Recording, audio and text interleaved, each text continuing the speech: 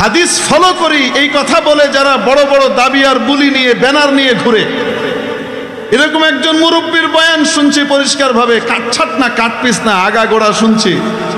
আমি বলছি, আমি 30 বছর থেকে বলে আসছি 2 আযান বেদাত। আমি বলছি আমার দেহে শ্বাস থাকাকালীন বলবো 2 আযান বেদাত। তুমি দাও, তোমার বাপ দেখ, তোমার 14 গোষ্ঠী দেখলে তাতে আমার কি? তাতে আমার কি? সারা পৃথিবীর মানুষ 2 আযান দেখতে, তাতে আমার কি? ওনাকে জিজ্ঞেস করা হয়েছে জুমার নামাজের সময় যে 2টো আজান হয়,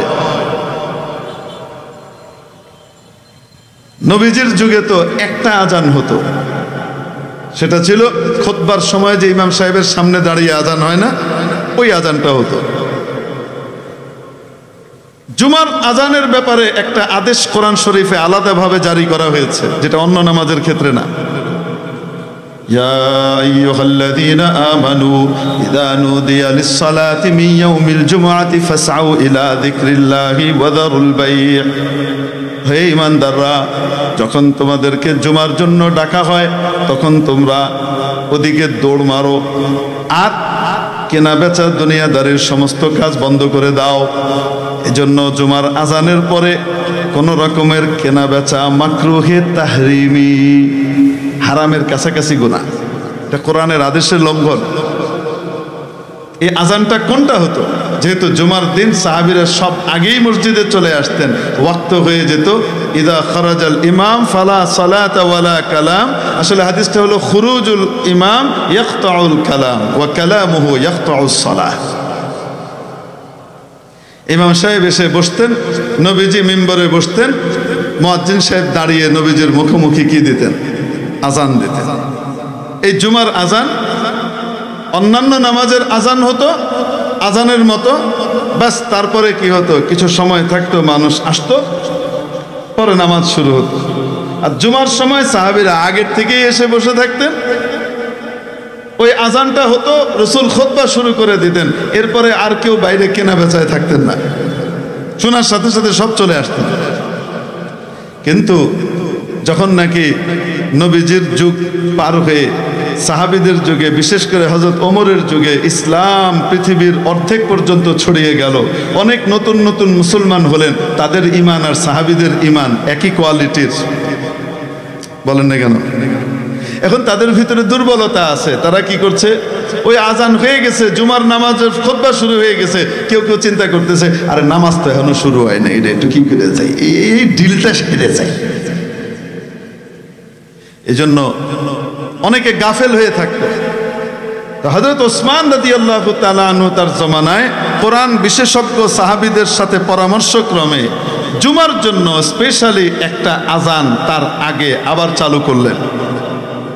প্রথম আজান যেটা আমরা দেই, ইমামের জুমার আজান শুরু হওয়ার আগেই আরেকটা আজান, এটা সতর্কতামূলক আজান, যেন এটাতেই সমস্ত মানুষ কাজকর্ম থেকে ফ্রি হয়ে ফারেক হয়ে মসজিদের দিকে আসতে থাকে।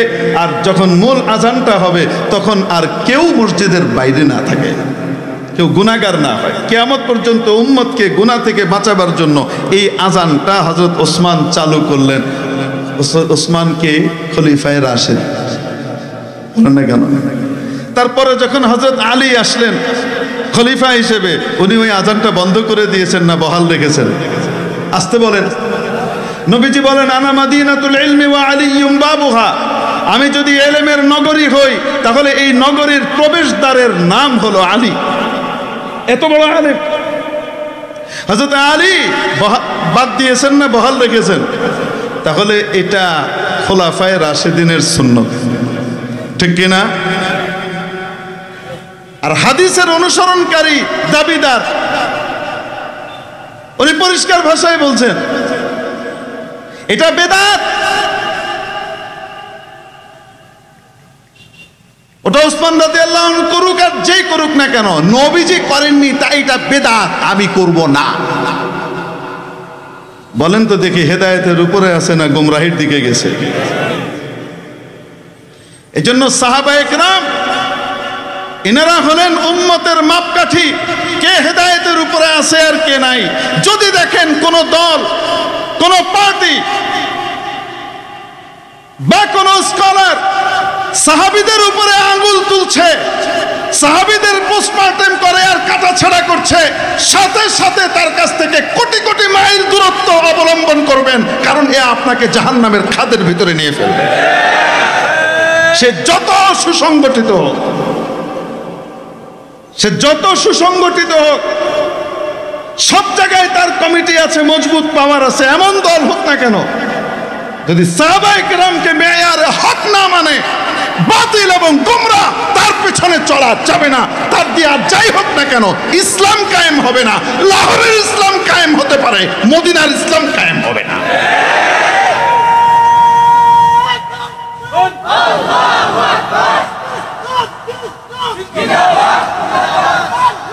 মেরে মুহতারাম দোস্ত আজিজ ও বুজুর্গ, এর জন্য বলছিলাম নবীজির প্রকৃত অনুসরণ ছাড়া নবীজির মহব্বত পাওয়া সম্ভব নয়। নবীজিকে ভালোবাসি, এটার দলিল হলো আমি নবীজির প্রকৃত অনুসরণ করি, ঠিক কিনা? আমি নবীজিকে ভালোবাসি, এটার দলিল হলো আমি নবীজিকে পরিপূর্ণ অনুসরণ করি। সাহাবায়ে কেরামের মধ্যে নবীজির অনুসরণ এই রকম ছিল। উলাইকা আবাই ফাজিনি বিমিসলিহিম ইযা জামাআতনা ইয়া জারিরুল মাজামিউ। ইনারা হলেন আমাদের পূর্বসূরি, যাদের অনুসরণ করবার জন্য আল্লাহ রাব্বুল আলামিন কোরআনে বলেন ওয়াস-সাবিকুনাল আউয়ালুন মিনাল মুহাজিরিন ওয়াল আনসার ওয়াল্লাযীনা ইত্তাবাউহুম বিইহসান রাদিয়াল্লাহু আনহুম ওয়া রাদু আন ওয়া আ'আদ্দা লাহুম জান্নাত তাজরি তাহতাহাল আনহারু খালিদিনা ফিহা আবাদা যালিকা সুবহানাল্লাহ। আল্লাহ পাক আমাদেরকে পরিপূর্ণভাবে নবীজিকে অনুসরণ করবার তৌফিক দান করেন। যে আয়াতখানা পড়েছে সেখানে আল্লাহ তাআলা বলেছেন, নিশ্চয়ই আল্লাহর এই রাসূলের মধ্যে তোমাদের জন্য রয়েছে সর্বোত্তম নমুনা আর আদর্শ। এই সর্বোত্তম আদর্শওয়ালার আদর্শকে অনুসরণ করবার, ফলো করবার তৌফিক আমাদেরকে নসিব করেন। ওয়া আখিরু দাওয়ানা আলহামদুলিল্লাহি রাব্বিল আলামিন।